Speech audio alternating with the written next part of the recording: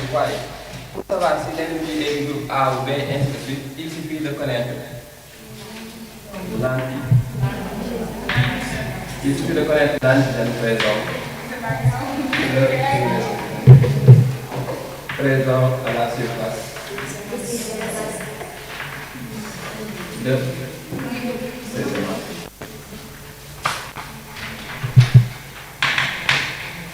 Maintenant, ces antigènes-là, on ne peut pas les voir. Même si vous regardez avec le microscope, le groupe sanguin de l'individu, vous pouvez voir ces hématocytes. Mais ça, c'est très petit. Vous ne pouvez pas voir ça. Vous ne pouvez pas voir l'antigène. La seule façon de voir ou bien de savoir s'il y a l'antigène A ou bien de l'antigène B, c'est d'essayer de le retenir, de le fixer. Et pour fixer l'antigène A, quel est l'anticorps que l'on doit utiliser?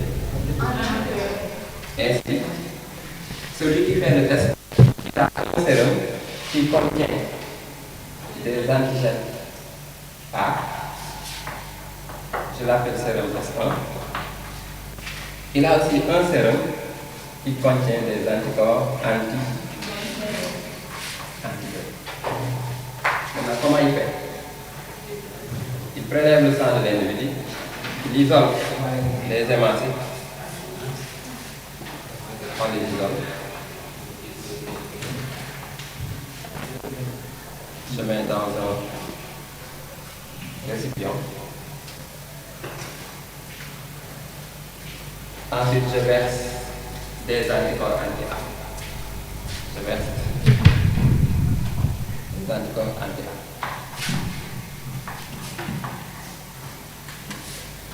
Si on verse quelque temps après, on vérifie et on se rend compte que l'anticorps là n'arrive pas à se fixer sur les hématocytes, qu'est-ce qu'on va dire de ces hématocytes-là?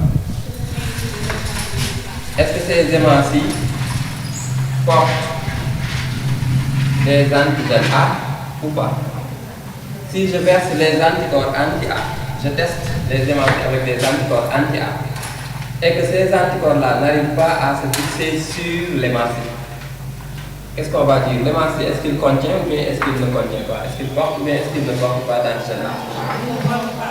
Il ne porte pas. Parce que si l'hématocyte portait des antigènes A, alors cet anticorps anti-A se serait fixé sur.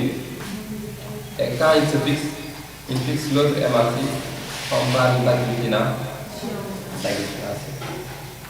C'est la seule façon de savoir. Si les anticorps arrivent à regrouper les hématocytes, c'est que vous dites que les anticorps ont tenu les hématocytes.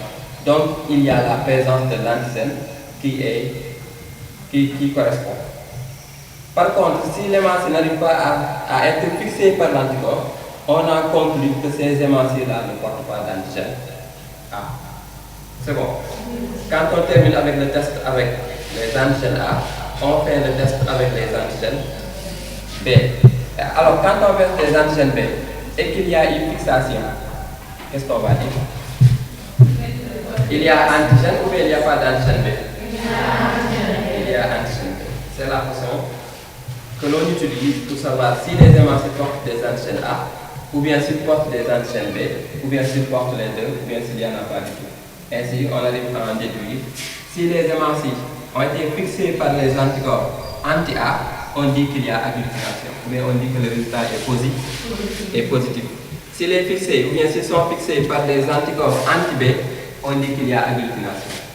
Alors, si une hématocyte peut être fixée par des anticorps anti-A et par des anticorps anti-B, quels sont les antigènes que portent les hématocytes? Ils portent des antigènes A et des antigènes. Donc, de quel groupe sanguin il s'agit?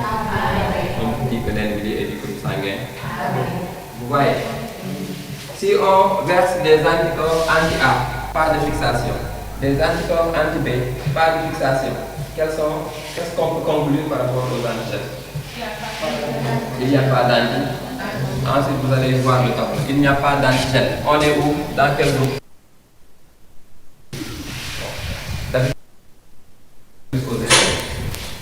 Quand on est venu sur les groupes sanguins, cette partie-là c'est obligatoire. Les tests peuvent plus s'en sortir. Maintenant, l'élève ne peut pas tirer des conclusions s'il ignore le tableau. C'est pourquoi le tableau-là, vous devez le connaître par cœur. Pour chaque groupe sanguin, savoir tel est son antigène, tel est son anti. C'est bon. Maintenant, on va faire le premier exercice. Il n'y a pas de partition de transfusion. Ouais, bon, on termine d'abord.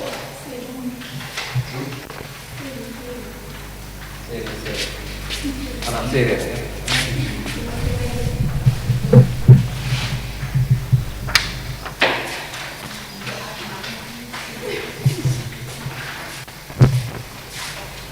Kii yëpp naa la baax.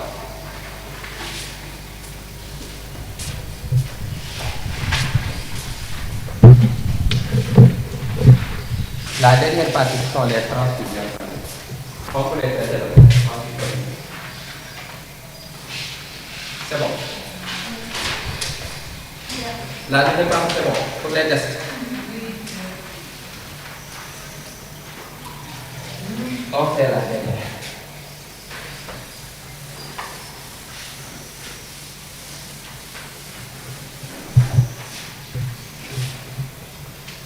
Les transfusions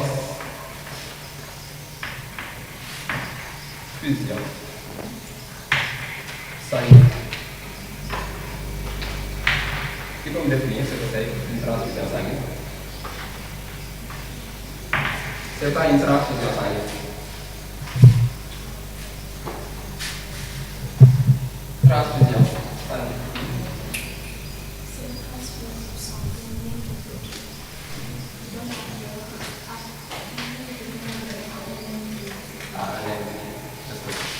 C'est une injection de sang venant d'un individu que l'on appelle le donneur à un individu appelé le receveur. Quand c'est un organe qui est donné, on appelle ça. Si ce n'est pas du sang, mais un organe. Par exemple, un individu a besoin de rein, on parle de greffe. L'organe greffé s'appelle un greffon. Et l'action, le fait de greffer qu'on appelle greffage. Greffe. Quand il s'agit du sang, on parle de transfusion. Et il y a des éléments clés qu'il faut comprendre pour savoir quel groupe peut donner à un autre. Pour le donneur,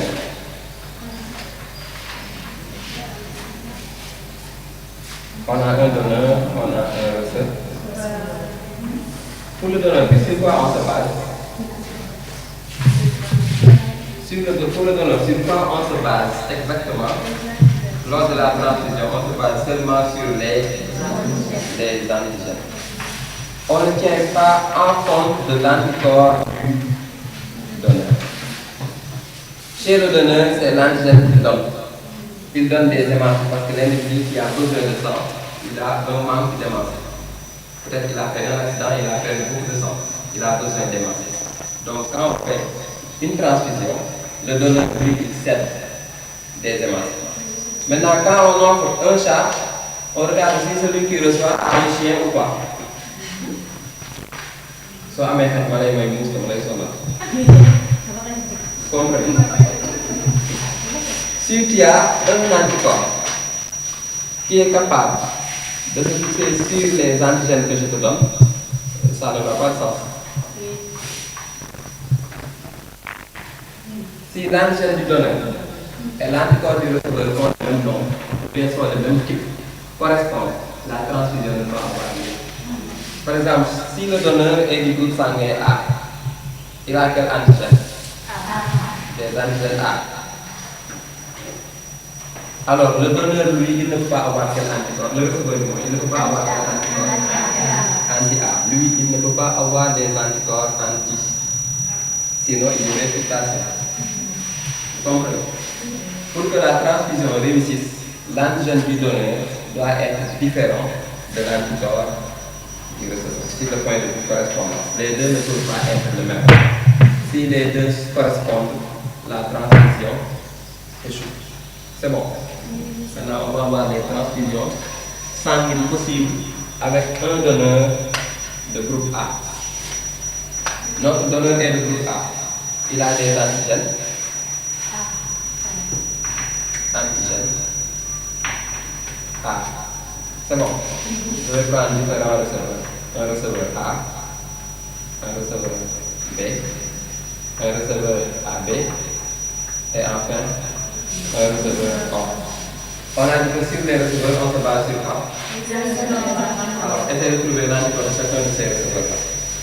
Groupe A, il a quel anticorps? Anti-B. Groupe B, anti-A. Groupe AB, il n'y en a pas. Groupe O,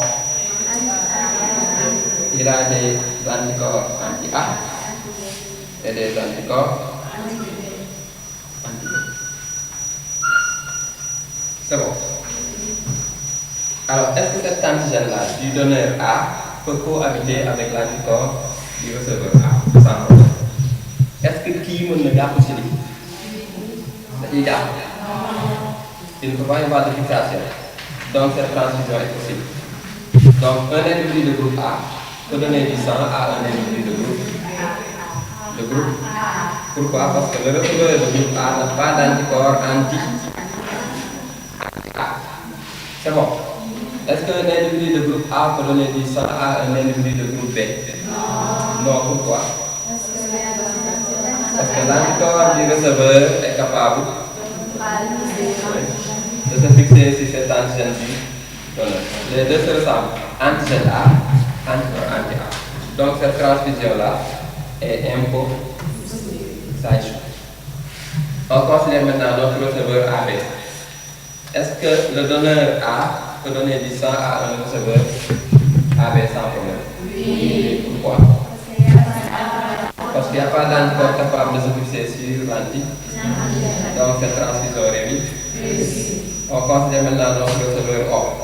Qu'est-ce que vous en dites? Est-ce que c'est possible? Non. Pourquoi? Levez la main. Oui.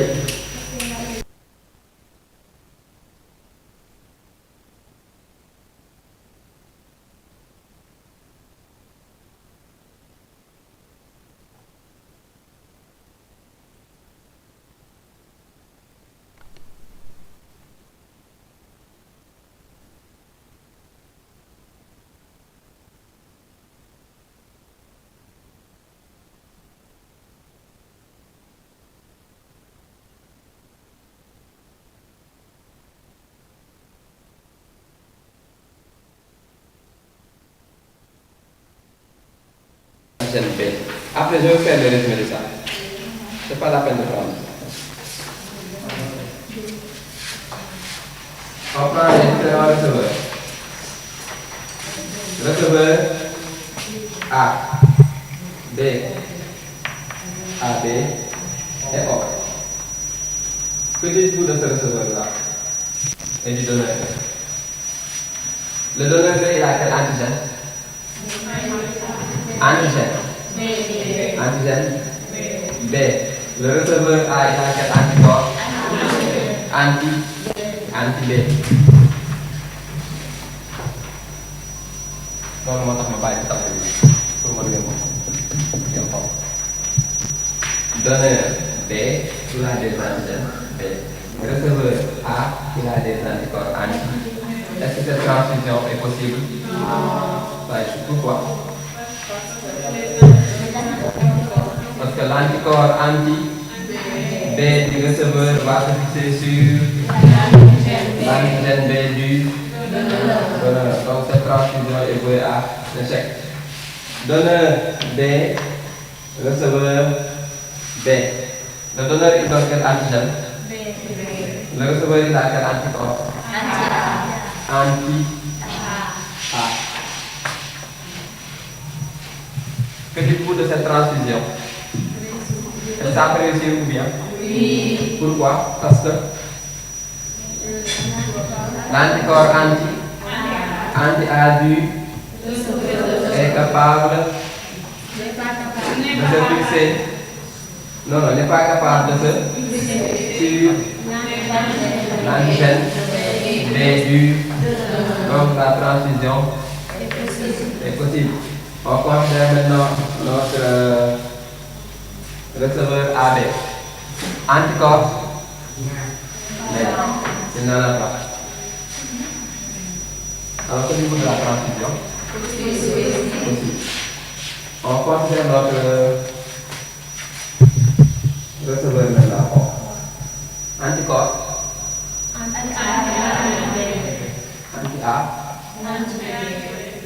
anti-B. Est-ce que la transition passe? Non. Lequel va créer des problèmes? L'anticorps anti-B. Avec anti-A, il n'y a pas de problème, mais avec anti-B, ça va créer des problèmes. Donc la transition échoue. C'est bon? Maintenant, vous allez faire notre donneur AB et notre receveur A, receveur B, receveur AB et receveur B. Vous me dites les possibilités. On fait exactement. Je vous écoute. Oui. On trouve d'abord les critères, les éléments sur lesquels on se base. Antigène A, groupe AB. Antigène A et antigène B. A receveur, anticorps, anti-B. Est-ce que la transfusion réussit? Pourquoi?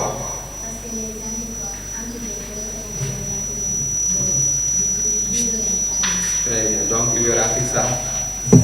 Un autre pour le receveur B. Essaye. Antigène A et B. Pour le receveur B. Oui. Est possible. Quels sont ces anticorps, le receveur B? Anti-A. Anti-A. Est-ce que le groupe AB peut donner A un receveur B? Non, il y aurait pour ça. L'anticorps anti-A se fixerait sur l'antigène A, ce qui empêcherait la réussite. Maintenant, notre receveur est AB. Qu'en dites-vous? Anticorps? Anticorps? N'ayant pas d'anticorps. Que dites-vous de la transfusion?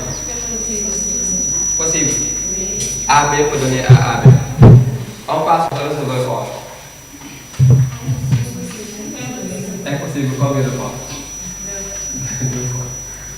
Donnez-moi les anticorps. Anti-A, anti-B. L'anticorps anti-A se fixe sur l'antigène A et l'anticorps anti-B se fixe sur l'antigène B. Que dites-vous de la transfusion? Alors, AB à qui il peut donner? À AB lui-même. Il nous reste quel donneur? Donneur O. Je reviens ici pour pouvoir faire le résumé après. Donneur O. Groupe sanguin. Receveur A. Receveur B. AB. Et receveur O. On passe aux antigènes du donneur. Qu'en dites-vous? Pas d'antigène. On passe aux anticorps du receveur A. Quel anticorps? Anti.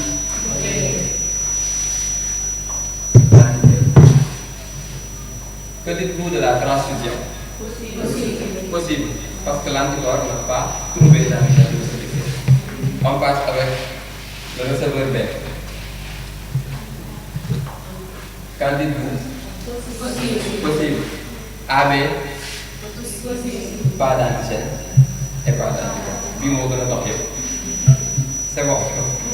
O et O maintenant. Possible. Que dites-vous du groupe O? Quel constat vous faites? O peut donner à tous les autres.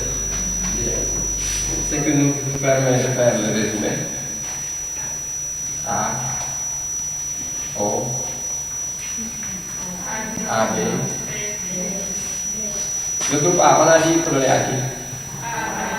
A lui-même. Et à qui? A. C'est ça. Le groupe B peut donner à qui? AB lui-même. Et à AB. Le groupe AB peut donner à qui? À AB seul. Le groupe O Est-ce qu'il faut donner AO? Oui. AA? Oui. AAB? Oui. AB? Oui. Alors, que pouvez-vous dire de chaque groupe? Chaque groupe. Regardez A, il faut donner AA. B, il faut donner AB, ainsi de suite. Donc, deux individus du même groupe peuvent faire une transfusion qui réunit dans le système AB, ABO. Ensuite, quel autre constat vous faites? O, il faut donner à tout le monde. On dit que c'est un O est un donneur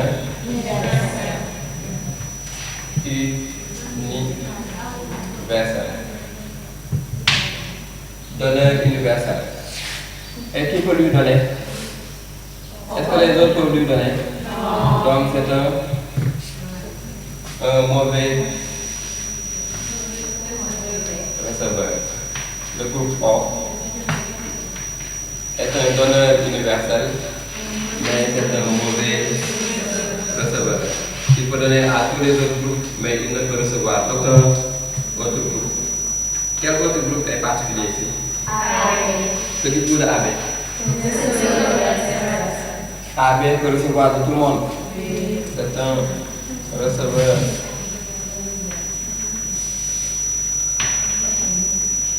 universel. Est-ce qu'il donne aux autres? C'est un mauvais.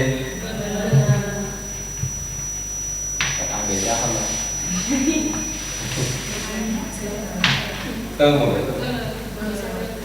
Mauvais donneur.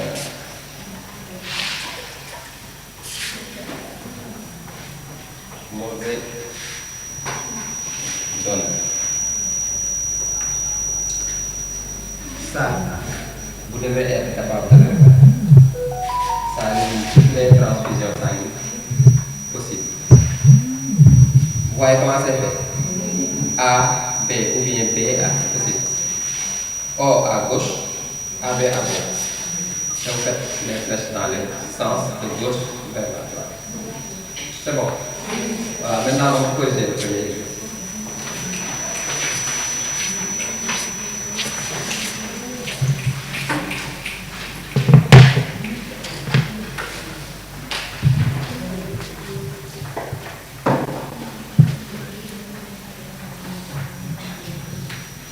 Je peux effacer. Vous pouvez prendre les notes. Ok, je vais. Recopier le numéro de chaque affirmation et écrit après ce numéro, vrai ou faux. Petit 1.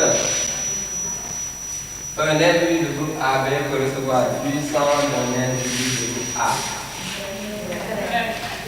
Il faut lever la main. Un individu de groupe AB peut recevoir du sang d'un individu de groupe A. Oui? Vrai. Vous êtes d'accord? Oui. Le groupe sanguin est l'ensemble des anticorps présents à la surface des hémocytes d'un individu. Faux. Qu'est-ce qui est faux dans l'ensemble? Anticorps. On devait mettre l'ensemble des anticorps. B, c'est des faux.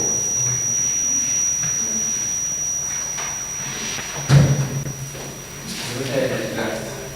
D'abord,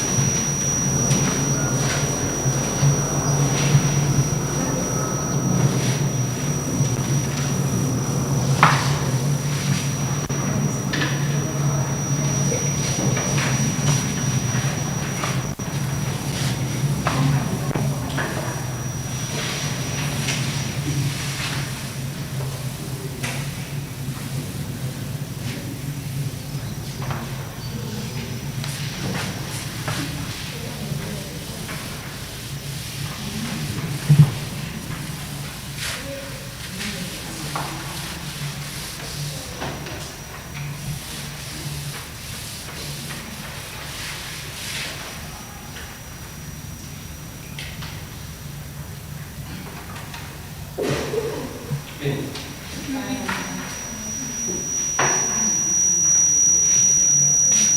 Makanya kita berdiri ke dalam. Itu kan juga ada kontennya loh. Udah banyak kapal dengan biasa bukan?